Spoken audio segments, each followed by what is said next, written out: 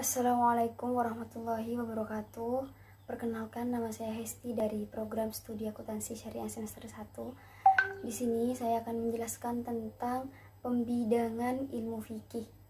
Yang mana pembidangan ilmu fikih terbagi menjadi dua bidang, yaitu bidang ibadah dan bidang muamalah. Bidang ibadah adalah sesuatu aktivitas ibadah yang mengatur hubungan manusia dengan Allah SWT, dan bidang muamalah dalam artian yang luas. Ulama fikih telah berpendapat bahwa ibadah adalah bentuk pekerjaan yang bertujuan untuk memperoleh keridhaan Allah SWT agar mendapatkan pahala darinya di akhirat nanti. Sedangkan menurut bahasa, ibadah adalah patuh, tunduk, taat, mengikuti, dan doa. Dalam pengertian ibadah tersebut ada beberapa 5 perkara yang harus ditinjau dari segi bentuk dan sifatnya. Yang pertama adalah ibadah dalam bentuk perkataan atau lisan. Dan yang kedua adalah ibadah dalam bentuk perbuatan yang tidak ditentukan bentuknya. Dan yang ketiga adalah ibadah dalam bentuk pekerjaan yang telah ditentukan wujudnya. Dan yang keempat adalah ibadah yang cara pelaksanaannya berbentuk menahan diri seperti puasa. Dan yang kelima adalah ibadah yang berbentuk menggugurkan hak seperti memaafkan orang yang telah melakukan kesalahan terhadap kita. Seperti itu. Dan masih banyak dalam pembahasan tentang ibadah-ibadah terbagi menjadi beberapa bagian, yakni ada ibadah lisaniyah qalbiyah yang artinya adalah lisan dan hati, dan ibadah badaniyah qalbiyah yang artinya adalah fisik dan hati, serta masih banyak lagi macam-macam ibadah yang berkaitan dengan hati dan lisan dan juga badan.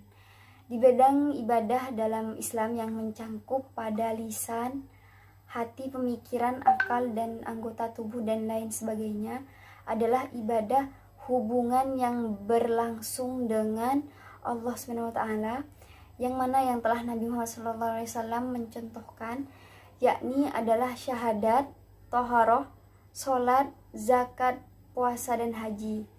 Dan penjelasan yang kedua yakni adalah muamalah, bahwa muamalah merupakan sebagian dari hukum Islam yang mengatur hubungan antara seseorang dengan orang lain, baik seseorang itu pribadi maupun berbentuk badan hukum seperti yayasan dan negara.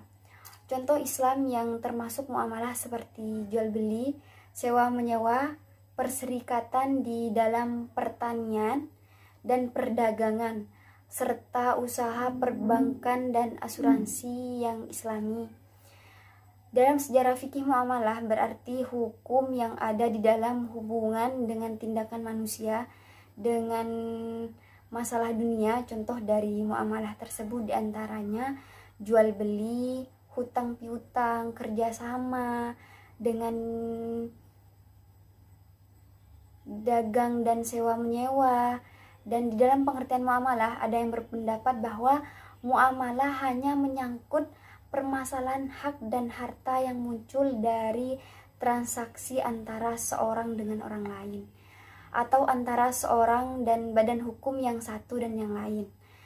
Dan untuk memudahkan memahami lingkup fikih muamalah dalam secara spesifik, maka saya akan membahas mengenai 2 jenis muamalah. Yang pertama ada muamalah adabiyah, adalah muamalah yang ditinjau dari segi secara tukar menukar benda yang bersumber dari indera manusia.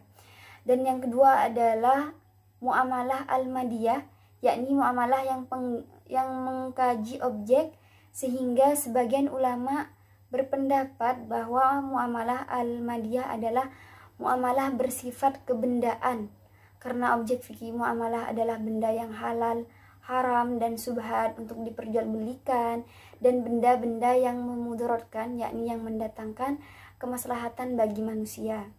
Dan dari dua jenis muamalah yang telah disebutkan tadi, ruang lingkup fikih muamalah juga terbagi menjadi dua bagian, yakni ruang lingkup fikih muamalah yang bersifat adabiyah dan ruang lingkup fikih muamalah yang bersifat madiyah.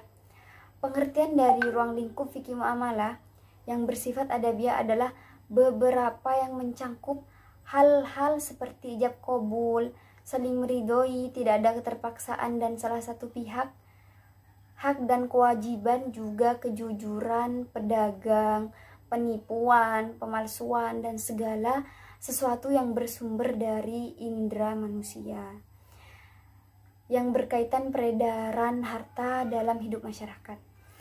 Dan yang termasuk dalam ruang lingkup muamalah yang bersifat madiyah adalah seperti jual beli, gadai, jaminan dan tanggungan, pemindahan, hutang, jatuh bangkrut dan perkongsian. Masalah-masalah seperti bunga bank, asuransi dan kredit. Lain dari penjelasan di atas mengenai fikih muamalah baik dari segi pengertian secara luas maupun secara sempit serta ruang lingkup fikih muamalah, dapatlah diketahui bahwa itu semua merupakan tata cara yang Allah tetapkan kepada manusia untuk melakukan aktivitas duniawi.